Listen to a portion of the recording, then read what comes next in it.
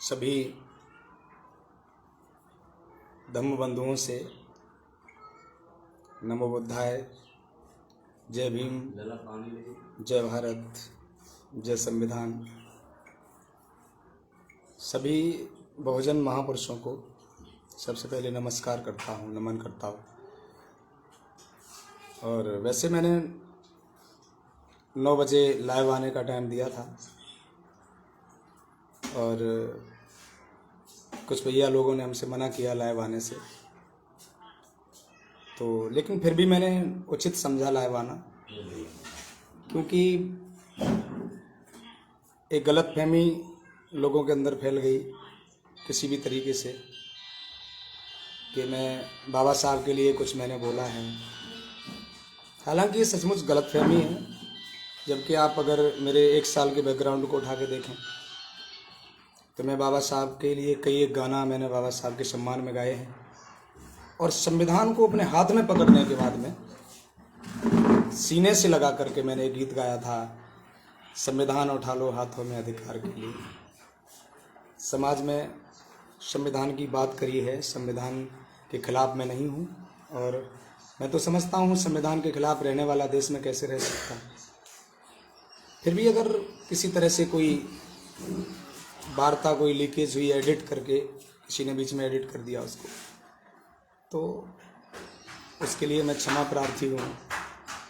और बस इतना मैंने कहा था कि अगर हमसे कोई गलतियाँ हैं, बाबा साहब के प्रति अगर मेरे मन में थोड़ा भी द्वेष भाव हो, ऐसा तो संभव नहीं है, क्योंकि मैं पहले से भी बाबा साहब के गाने गाता हूँ। समाज को भी बताता हूँ कि बाबा साहब ने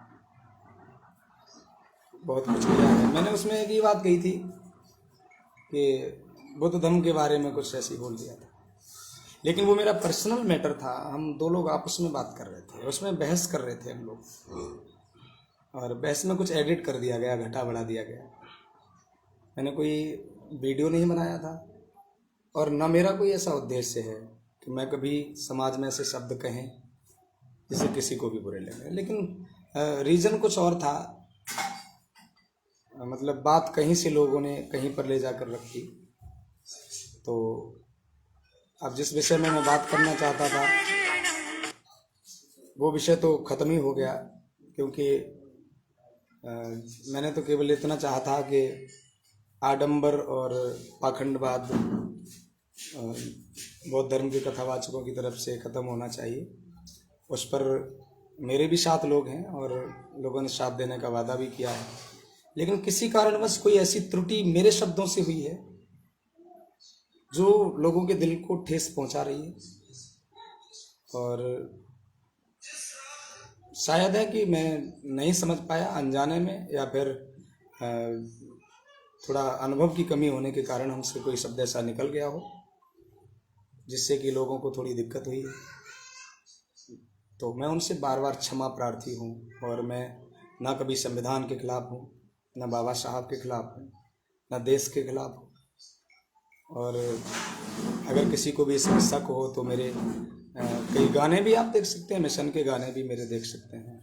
मैं बाबा साहब के लिए क्या क्या गाया है, भगवान बुद्ध के धम्म के लिए भी मैंने गाने गाए हैं। और मैं सोचता हूँ अगर जब मैं लगातार कोई काम करूँगा, माफ़ी चाहता हूँ सभी से, तो कुछ न कुछ गलतियाँ तो ज़िंदगी भर होती रहेंगी, और गलतियाँ अगर होती रहेंगी तो उनका सुधार भी होता रहेगा।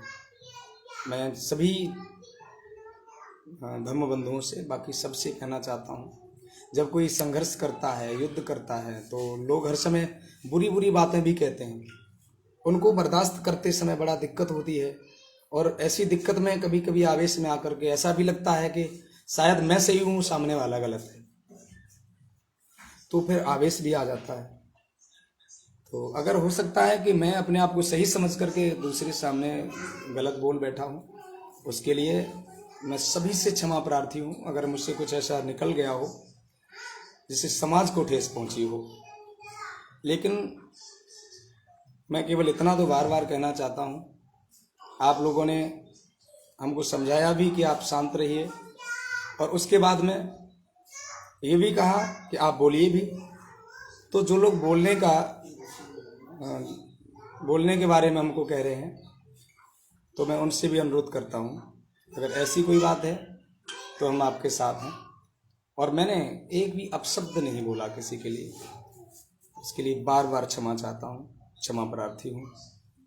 और अगर इसमें भी किसी को अगर लग रहा हो कि हमने गलत किया है, तो निवेदन और प्रार्थना से ज़्यादा कुछ नहीं होता है।